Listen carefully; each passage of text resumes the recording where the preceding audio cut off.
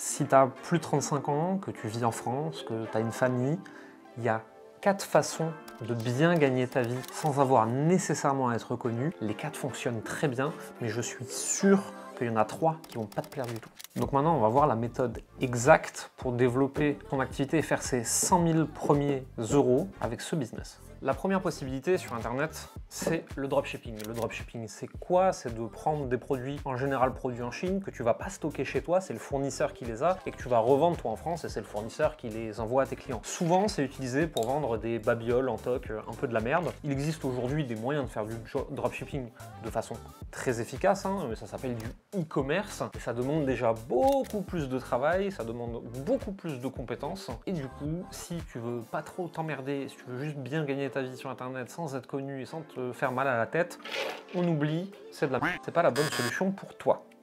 Deuxième possibilité, c'est l'agence SMMA. SMMA, c'est Social Media Marketing Agency.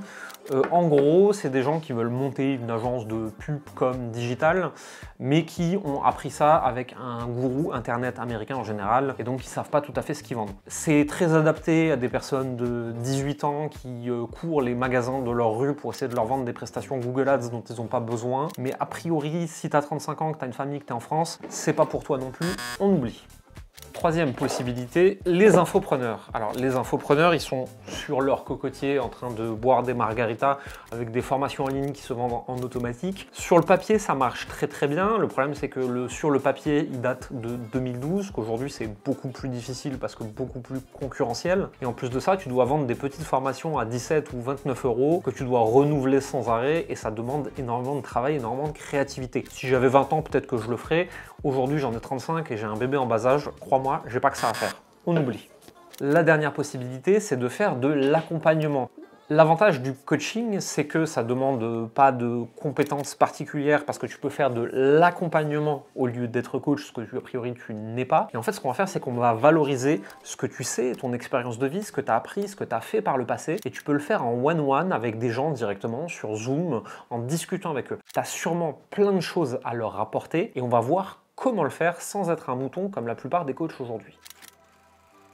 Maintenant qu'on sait quel business on va faire, maintenant il va falloir se poser la première question la plus importante. Comment choisir sa cible? Question hautement importante. Vous voyez d'ailleurs, on a investi dans une cible pour pouvoir faire un jeu de mots. Évidemment, ça va être compliqué d'écrire, donc je vais retourner ça, ça vous dérange pas. Il y a aujourd'hui 3 façons pour définir sa cible. La première, c'est en partant de soi. La deuxième, c'est en partant des autres, je vais vous l'expliquer.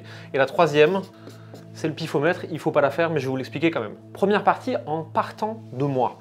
Je vais me demander qui est-ce que je connais, quel cercle je fréquente, quel métier j'ai fait avant, qu'est-ce que j'ai fait dans ma vie comme sport peut-être, quels gens j'ai fréquenté dans ma famille, est-ce qu'il y a des métiers qui se retrouvent, etc. En gros, est-ce qu'il y a un petit groupe d'appartenance que je connais particulièrement bien? Ça peut être ma cible, ce sont les gens que je connais le mieux et à qui j'ai le plus facilement accès. Deuxième partie, on va partir des autres. On va partir des autres, mais on va d'abord regarder quelles sont mes compétences. Qu'est-ce que je sais faire? Qu'est-ce que je peux proposer? Et là, ensuite, on va se demander qui est-ce qui en aurait besoin? Qui a besoin de ce que je peux proposer? Une fois que j'ai défini qui a le plus besoin de ce que je peux proposer et qui en tirerait le plus parti, je vais me demander comment est-ce que j'accède à ces gens-là. Donc, première partie, on a dit qui est-ce que je connais. Deuxième partie, qui est-ce qui a besoin de moi? Troisième possibilité, je décide de ma cible complètement au pif. Si vous en êtes à votre 4e entreprise, vous pouvez y aller. Sinon, c'est strictement interdit, vous allez forcément faire une connerie. Une fois qu'on a défini sa cible avec une de ces 3 méthodes, en fait, ce qu'on va faire, contrairement à ce que tout le monde vous dit toute l'année, on va simplement aller leur parler. Alors attention, leur parler. Pas leur vendre des trucs, pas inventer un message avec plein de copywriting dedans, rien de tout ça, juste en fait des humains qui parlent à des humains. On va aller leur poser la question, écoute, je veux développer une activité autour d'eux, autour de gens comme toi en l'occurrence. Je suppose que tu pourrais avoir besoin d'eux, mais j'en suis pas tout à fait sûr. Est-ce que tu serais OK de discuter avec moi du sujet pendant quelques minutes? Et moi, j'aurais sûrement un peu de valeur à t'apporter également. On va discuter avec les gens, on va faire ce qu'on appelle de la connaissance client. On va essayer de rencontrer la cible qu'on a décidée en amont pour voir de quoi ils ont le plus besoin. J'ai défini qui était ma cible, je suis allé leur parler pour vérifier mes hypothèses et pour voir que je pouvais bien les aider. Maintenant, ce qu'il va falloir faire, c'est créer une audience. Mais attention, pas juste créer une audience d'acheteurs. Donc pour ça, on va commencer, on va choisir un et un seul réseau social. Ça peut être LinkedIn, ça peut être Instagram ou ça peut être Facebook. Pas les autres, ça ne marche pas avec ce que je vais vous expliquer aujourd'hui. Donc on a notre cible et on va se demander, ma cible, où est-ce qu'elle passe le plus de temps? Où est-ce qu'elle est le plus souvent? Est-ce qu'elle est plus souvent sur LinkedIn, plutôt professionnel? Est-ce qu'elle est plus souvent sur Instagram, vidéos courtes, divertissement, mais aussi beaucoup de sujets santé, beaucoup de sujets mode, beaucoup de sujets mindset et plein de choses comme ça? Ou est-ce qu'elle est plus sur Facebook parce que ma cible elle a plus de 40 ans et en fait elle a encore toutes ses habitudes sur Facebook et elle y est très souvent? Une fois que j'ai défini ça, je barre les deux autres et je choisis de me concentrer sur le réseau social où est le plus souvent ma cible. D'abord, je vais constituer mon profil, je vais mettre une jolie photo, je vais expliquer ce que je fais dans la vie, qui est-ce que je peux aider, comment je veux les aider. Et ensuite, je vais tout doucement commencer à me créer une audience d'acheteurs. L'audience d'acheteurs, c'est très important parce que c'est pas la même chose qu'une audience d'influenceurs. Mais bon, avant d'avoir une audience d'acheteurs, il faut avoir quelque chose à leur faire acheter. Et pour l'instant, on n'a pas d'offre. Donc ça tombe bien, venez, on va la construire ensemble. Ok, maintenant, on va créer votre offre. Ça, c'est votre client idéal. C'est la personne qu'on a décidé juste avant. Ça, c'est vos compétences. Ah, vos compétences s'enfuient. Sauf que vous n'avez pas d'offre, elle n'est pas packagée. Et il y a une notion très importante. Vos compétences, une fois qu'elles sont packagées, c'est un véhicule. C'est une voiture Pikachu pour votre Pikachu de client idéal. Ça doit l'emmener d'un point A à un point B. Et pour ça, on va packager vos compétences pour fabriquer une voiture Pikachu pour vos clients et ça s'appelle créer une offre vraiment irrésistible que vos clients idéaux auront vraiment envie d'acheter. Une offre, avant tout, c'est une promesse. Une promesse, ça ne veut pas dire que c'est une promesse au sens légal, ça veut dire c'est dans quelle direction on va ensemble. Notre véhicule Pikachu, où est-ce qu'il nous emmène en fait?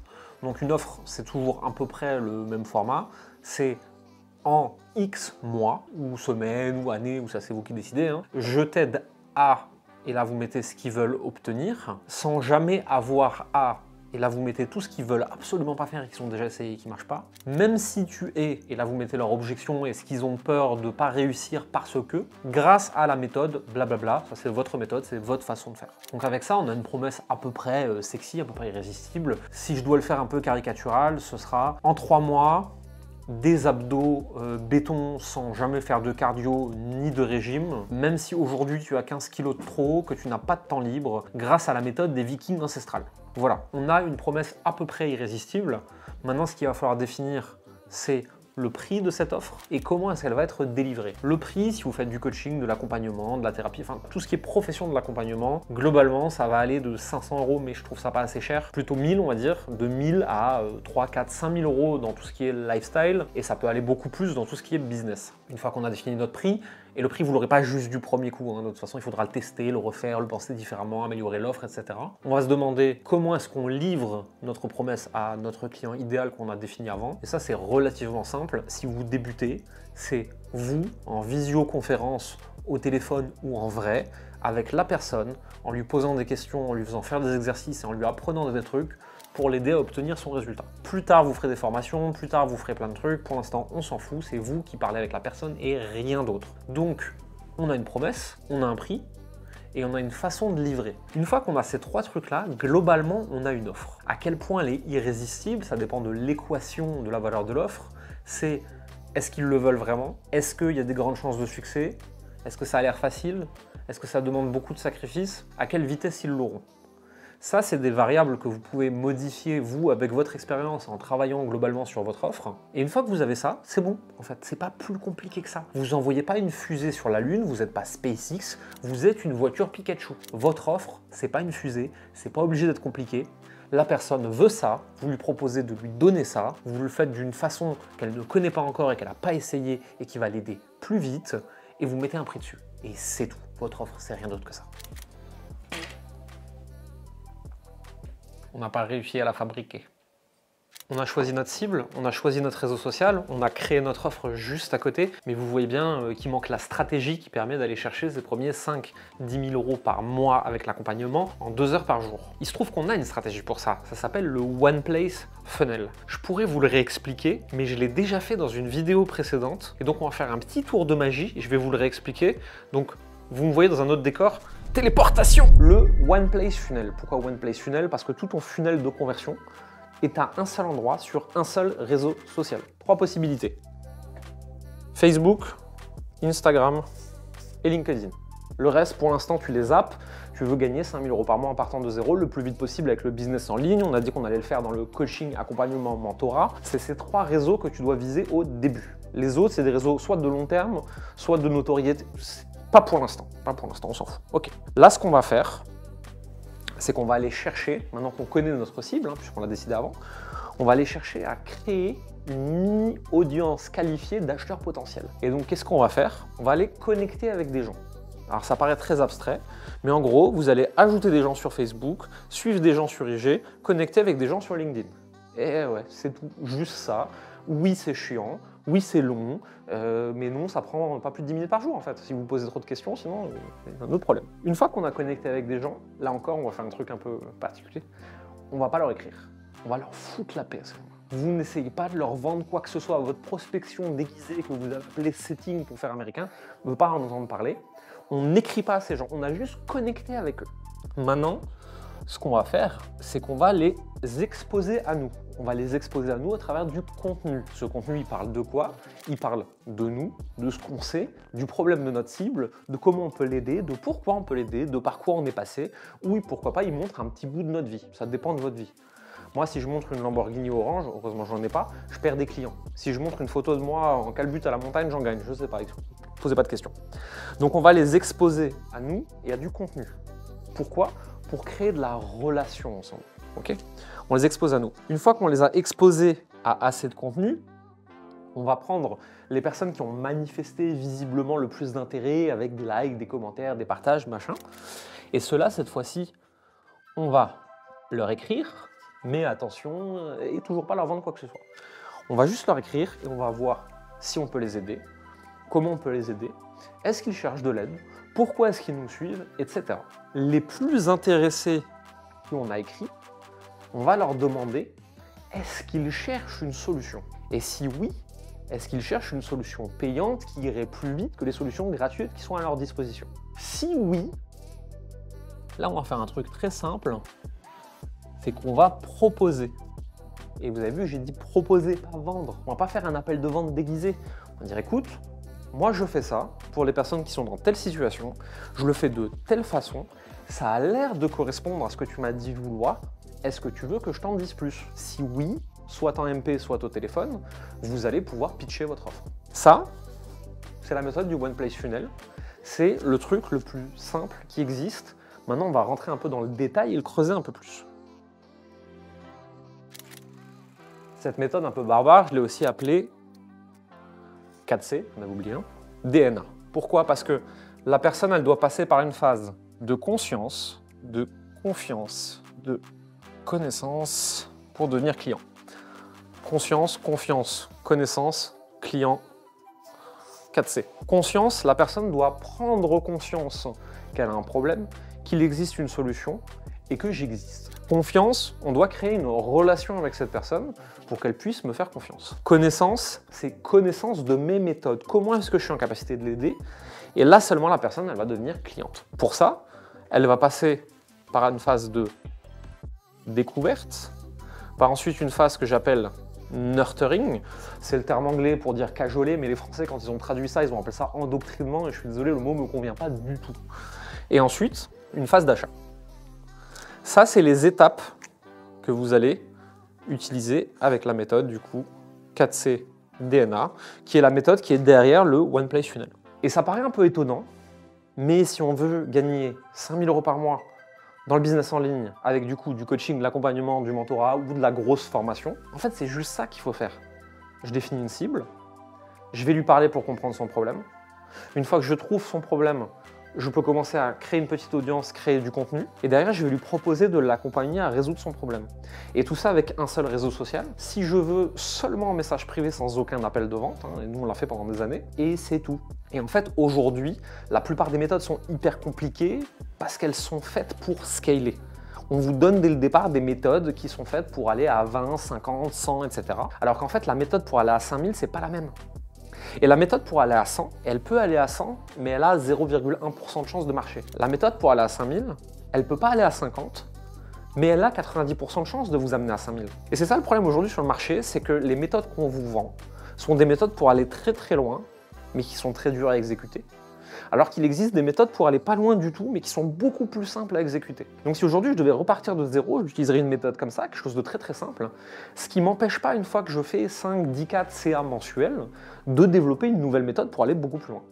Ok, parfait. Le système que je viens de vous expliquer, il permet d'aller jusqu'à 10 15 000 euros par mois avec son activité. Maintenant, vous allez voir qu'il y a des systèmes qui sont très différents en fonction de si vous voulez faire 1 000 euros par mois, 10 000 euros par mois ou 100 000 euros par mois. Et là, c'est un système marketing radicalement différent. Ce que je vous propose, c'est de vous expliquer en détail et comme ça, vous vous rendrez mieux compte de ce qu'il y a à l'intérieur. Le plus dur, c'est le 0 à 10 000. Vraiment. Parce que tu pars de zéro, parce que tu sais pas ce qui marche. Parce que le 0 à 10 000, en fait, tu jettes des spaghettis contre le mur pour regarder où ça colle, en fait. T'as aucune idée de ce qui va marcher. T'as aucune théorie sur rien, aucun postulat. Le 0 à 10 000, c'est le plus dur. Et même, j'irai même plus loin, le 0 à 2000, c'est le plus dur. Un business à 1000 euros ou un business à 100 millions ont les 4 mêmes éléments fondamentaux qu'on va regarder ensemble juste après, mais ils ont aussi énormément de différences. Et vous allez voir que c'est pas si compliqué que ça. Globalement, tout type de business, surtout dans nos métiers qu'on connaît, hein, donc dans le coaching, accompagnement, formation, etc. Ils ont un système d'acquisition pour être découvert par de nouvelles personnes, un système qu'on appelle de nurturing pour créer de la relation et de la confiance avec ces personnes, un système de vente pour que ces personnes puissent acheter, et un système de livraison, c'est en gros comment on livre ce qu'on a vendu. Donc globalement, on va commencer avec le business à 1000 euros. 1000 euros, 100 balles par mois, quoi. Le système d'acquisition, il n'y en a pas, ça s'appelle la chance. Le système de nurturing, il n'y en a pas, ça s'appelle quand ça veut. Le système de vente, il n'y en a pas, c'est le bordel. Et en général, la livraison, c'est vendre des heures et qui sont pas chères. Et là, déjà, vous comprenez pourquoi ça déconne. Maintenant, on va essayer de regarder un business dans l'accompagnement à 1000 euros par mois. 1000 euros par mois, le système d'acquisition, en général, c'est la bonne volonté des algorithmes des réseaux sociaux. Le nurturing, c'est des contenus qui sont absolument pas optimisés. Le système de vente, il est toujours complètement absent. Et en fait, en général, sur un business à 1000 euros par mois, la plupart du temps, on vend toujours des heures. C'est juste qu'on vend des heures plus chères qu'avant. Vous comprenez toujours pourquoi ça ne marche pas. Maintenant, on va regarder un business à 10 000 euros par mois. Le système d'acquisition, c'est une stratégie organique qui a été bien mise en place.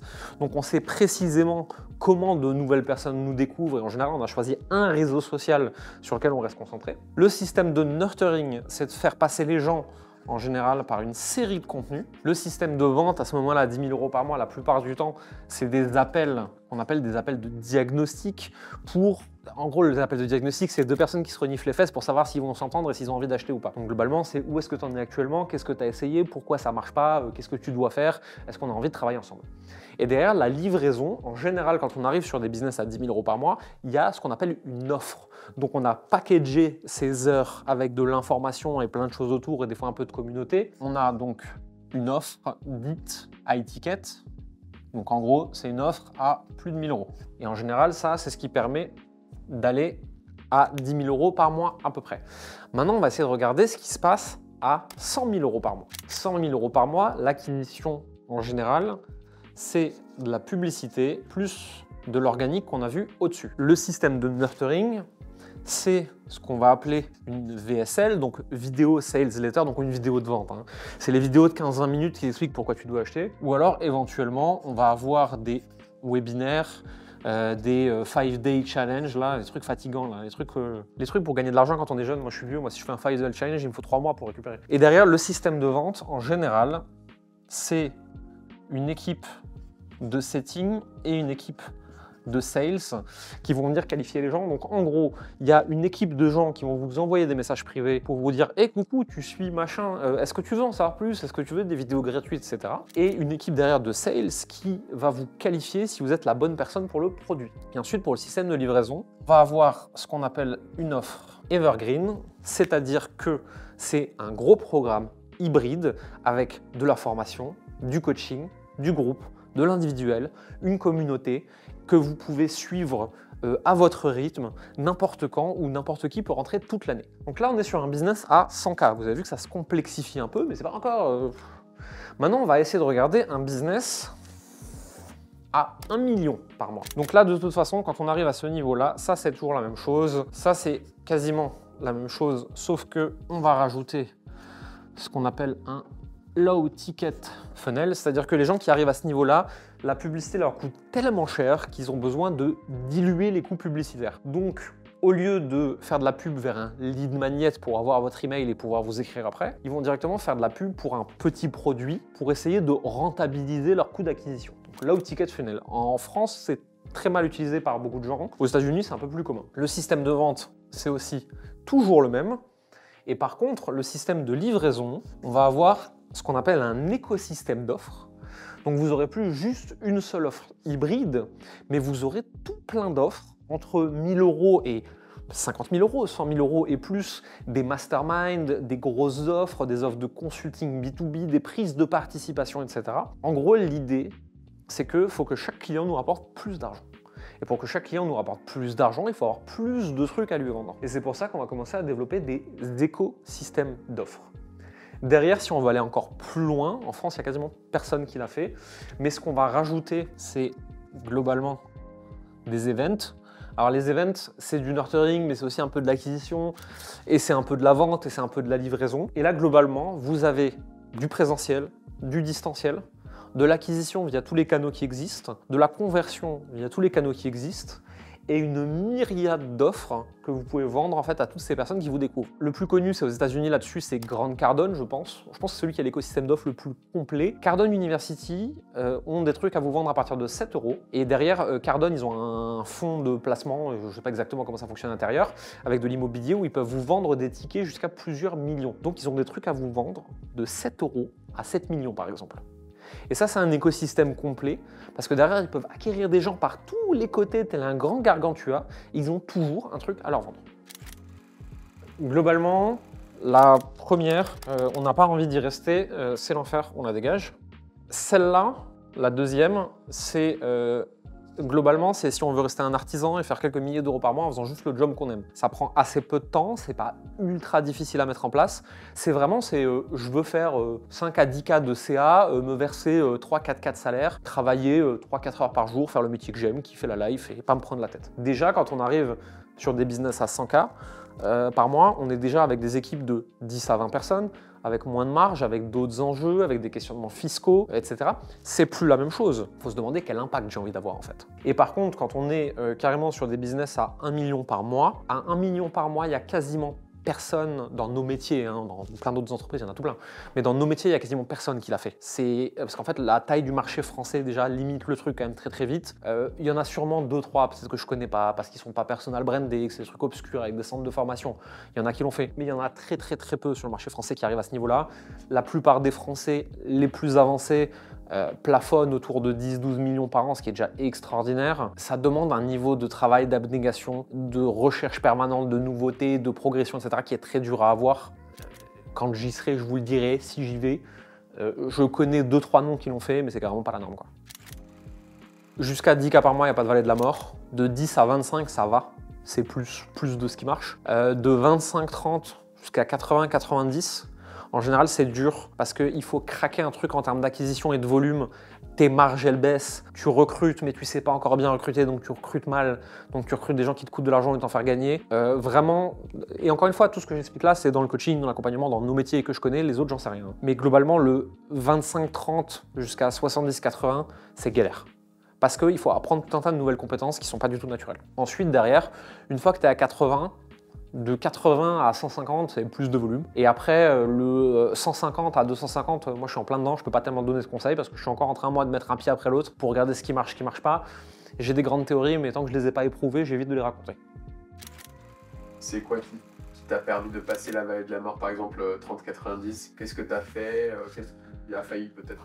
Je pense que le plus dur que j'ai dû admettre entre 20-30 et 80-90, c'est enlever mon ego, enlever mon cerveau qui a envie de réfléchir à des trucs, ne pas avoir d'a priori et faire ce qui marche. Donc en fait, ce qui m'excite, ce qui me plaît, ce qui m'amuse, ce que je trouve bien, ce que je trouve juste, ce que je trouve gentil, ne tient pas, enfin on n'en tient pas compte, ça rentre pas en ligne de compte, c'est pas important. L'important c'est qu'est-ce que le marché veut acheter et qu'est-ce qui fonctionne. Et à 20-30, tu fais encore le savant fou. En fait, pour aller à 90, t'arrêtes de faire le savant fou et tu fais ce qui marche. Et donc, il faut faire le deuil de ta petite créativité d'artiste olé olé et te dire, ok, maintenant je suis entrepreneur et en fait, je fais ce qui marche. Je suis plus un amateur qui fait ce qu'il a envie, je suis un professionnel qui fait ce qu'il faut. Et je pense que jusqu'à 20-30 000 par mois, tu peux être un amateur et qu'au-delà, il faut passer professionnel et ça demande une réflexion qui est différente sur comment tu fais les choses. Je trouve des domaines dans mon entreprise et autour où je peux me marrer. Quand on fait des vidéos comme ça ensemble, je fais le con. Quand je vais à des événements, des masterminds, quand je vais faire des talks, je fais le con, je fais ce qui m'amuse, je fais ce qui me fait kiffer, je fais ce que j'ai envie. Je fais des interviews, je les fais pour moi, je les fais pas pour vous. Il y a plein d'endroits où je fais ce que je veux. Et il y a plein d'endroits qui sont critiques dans le développement d'entreprise. Ces endroits-là, je fais ce qui marche. En gros, je trouve mon terrain de jeu, mon bac à sable où je peux aller faire le con, où je peux tout casser si j'ai envie. Et il y a des trucs où l'entreprise en dépend. Là, j'ai des personnes qui sont meilleures que moi pour run des choses et les stabiliser, que j'ai mis sur ces trucs-là. Donc en gros, moi je crée, et quand je m'emmerde et que j'ai envie de tout péter, je mets des gens dessus pour stabiliser, et moi je vais jouer plus loin. Et en gros, je viens pas jouer et faire du bac à sable dans les trucs de l'entreprise qui sont stabilisés. C'est en gros, j'ai pas le droit de venir tout péter parce que je suis de mauvaise humeur. Au pire, si un truc te saoule trop, je le processise, je le structure, je l'améliore, je le délègue. Si je suis plus la bonne personne pour gérer un truc dans l'entreprise, il faut que je me casse. Il faut que j'aille faire autre chose. Ça ne veut pas dire que je pète tout. C'est l'erreur de beaucoup de gens, hein, surtout tous les gens qui sont un peu dans cette mouvance multipotentielle, etc. C'est dès que ça m'ennuie, je recommence de zéro. Moi, dès que ça m'ennuie, je me demande comment ça peut marcher sans moi pour que j'aille faire autre chose. Et quand j'ai décidé de vouloir faire du contenu, ben, c'est exactement ça qui s'est passé. Quand j'ai décidé que je voulais faire du contenu, toute ma partie business qui rapportait de l'argent, je ne l'ai pas pété. Je l'ai stabilisé, je l'ai structuré, je l'ai processisé, je l'ai amélioré, et moi je peux aller faire mumuse à faire du contenu. Jusqu'à ce que le contenu rapporte de l'argent, et rapporte des clients, ça rapporte de la visibilité, et donc là pareil, je peux commencer à le processiser, à m'entourer de gens qui me forcent à faire ce qu'il faut, et plus juste ce que j'ai envie. Avant c'était Jérémy qui allumait sa webcam et qui racontait ce qu'il voulait comme il voulait, ça faisait 12 vues, rien à foutre. Aujourd'hui, quand on tourne, il y a un setup, il y a toi qui es derrière la caméra, il y a d'autres personnes qui vont nous aider à monter, il y a des gens qui vont faire les miniatures, etc. Au début, c'était pas nécessaire. Aujourd'hui, ça l'est pour passer un cap, parce que justement, on s'est entouré aujourd'hui pour passer cette vallée de la mort en termes de contenu aussi, pour passer des trucs. C'est toujours pareil, au début, tu viens, t'explores, c'est nul, t'améliores, c'est nul, tu deviens un peu moins nul, et quand tu es devenu un peu moins nul et que tu peux commencer à gagner un peu plus d'argent avec, là, tu te rends compte que tu as besoin de professionnels qui vont faire ce qu'il faut avec toi et t'aider à aller plus loin. Et quand ça devient trop professionnalisé et que c'est fatigant, tu le réduis au minimum et tu vas faire mieux autre part. Le plus dur, c'est le 0 à 10 000. Vraiment. Parce que tu pars de zéro, parce que tu sais pas ce qui marche. Parce que le 0 à 10 000, en fait, tu jettes des spaghettis contre le mur pour regarder où ça colle, en fait. T'as aucune idée de ce qui va marcher. T'as aucune théorie sur rien, aucun postulat. Le 0 à 10 000, c'est le plus dur. Et même, j'irai même plus loin, le 0 à 2000, c'est le plus dur. Une fois que tu as le début d'une preuve d'un truc, tu pousses plus fort sur ce qui marche. La plupart des gens qui ne dépassent pas les 10 000, c'est pas parce qu'ils peuvent pas. C'est parce que ce que ça demande, ils n'ont pas envie de le faire. Ils n'ont pas envie d'avoir ce métier-là. Mais le plus dur, c'est vraiment le 0 à 2000. Et c'est aussi pour ça que nous, on s'est concentré quand même avec Fastness Slow Bronze, avec le programme phare qu'on édite chez Calma Publishing, sur le 0 au 10 000. C'est parce que c'est là où on a le plus d'impact, le plus d'effet de levier. Après, on a des programmes au-dessus avec des clients qui sont dedans. C'est moins dur, je trouve. Chaque palier prend à peu près autant de temps, mais c'est pas les mêmes sauts. 0 à 10 prend le même temps que 10 à 100, mais d'un côté, tu as fait 10 000 de plus, de l'autre côté, tu as fait 90 000 de plus. Et ensuite, 100 à 250 prend à peu près aussi le même temps que 10 à 100. Sauf que là, tu as fait 150 de plus, et ainsi de suite. Et après, je pense que non, il y a certains paliers qui mettent plus de temps. Tu vois. Je pense que quand tu arrives autour des 3, 4, 5 millions par an, de moi, ce que j'observe autour de moi, ça devient plus long d'aller chercher les 10, 12, 15, 20. Moi, je pense que tu peux minimum x2 chaque année, jusqu'à 1 million, 1,5 million. Et après, ça dépend de l'intensité que tu es prêt à mettre. Et après, il y a moins de théories stables et fixes, ça dépend un peu plus de plein de trucs, quoi. Vous avez vu la différence entre un business à 1 000 € par mois, à 100 € par mois et un business à plusieurs millions. Vous voyez aussi ce que ça demande. C'était important que vous ayez le chemin d'ensemble pour mieux vous rendre compte de ce que vous pouvez faire ou pas. Maintenant, foncièrement, avant de vous demander est-ce que je veux un business à 100 millions ou pas, posez-vous la question de quoi j'ai vraiment besoin, à quelle vitesse je le veux, combien de temps je veux travailler tous les jours, quel niveau de risque je veux prendre et est-ce que j'ai vraiment envie de m'emmerder dans la vie. La plupart des gens que j'ai rencontrés qui ont des business à 100 millions, ils ont effectivement des business à 100 millions et vous pas, mais ils ont aussi des vies beaucoup plus compliquées. Et ils l'ont choisi parce qu'ils avaient un besoin viscéral d'aller jusque-là. C'est peut-être pas votre cas aujourd'hui, et peut-être qu'à 5 ou 10 000 euros par mois, vous serez très heureux. C'est pas une fin en soi d'être milliardaire et de faire des entreprises extraordinaires. Moi, je suis très content qu'il y ait des Elon Musk, j'ai pas envie d'en devenir un pour autant. Donc en fait, demandez-vous simplement qu'est-ce que je veux dans la vie, et ensuite donnez-vous les moyens d'y aller. Donc on a vu aujourd'hui comment très bien gagner sa vie sur internet sans avoir à être connu, et on a vu la façon la plus adaptée aux personnes qui ont plus de 35 ans, famille et qui vivent en France. Donc si tu as 18 ans et que tu es dans un paradis fiscal, j'ai rien contre toi, c'est juste que ma méthode n'est pas forcément la bonne. On a vu que le dropshipping c'est non, et que de toute façon si on voudrait faire du dropshipping de qualité c'est difficile, ça mise pas sur nos forces. On a vu que les agences marketing c'est pareil. On a vu que l'infopreneur lifestyle cocotier c'est la même chose. On a vu que le mieux c'était le coaching et l'accompagnement, mais qu'il fallait pas le faire comme un mouton, pas comme Bernard le mouton. Donc, choisir sa cible en fonction de plusieurs critères qu'on a vus ensemble aujourd'hui. Définir son réseau social, créer son offre, mettre en place le One Place Funnel ou une méthode plus avancée selon où on en est et ce qu'on veut faire, et surtout avoir la bonne organisation pour que ça prenne à peu près 2 heures par jour et pas plus. C'est aujourd'hui le moyen le plus simple, si vous êtes un peu comme moi, et donc vous aimez bien faire la sieste, pour très bien gagner sa vie sur internet, sans avoir à être connu, sans avoir même à montrer sa tête dans certains cas. Si vous voulez aller plus loin, je vous donne toute ma méthode en détail. Le lien est dans la description sous la vidéo. Vous cliquez, il y a un atelier de 45 minutes, on vous présente la méthode, on vous donne toutes les infos, vous n'avez plus qu'à les appliquer. Si vous êtes sage, vous aurez peut-être même un coaching offert après ça, seulement pour les plus déterminés, on verra si vous êtes motivé. Et nous, on se retrouve dans une prochaine vidéo très bientôt, à plus.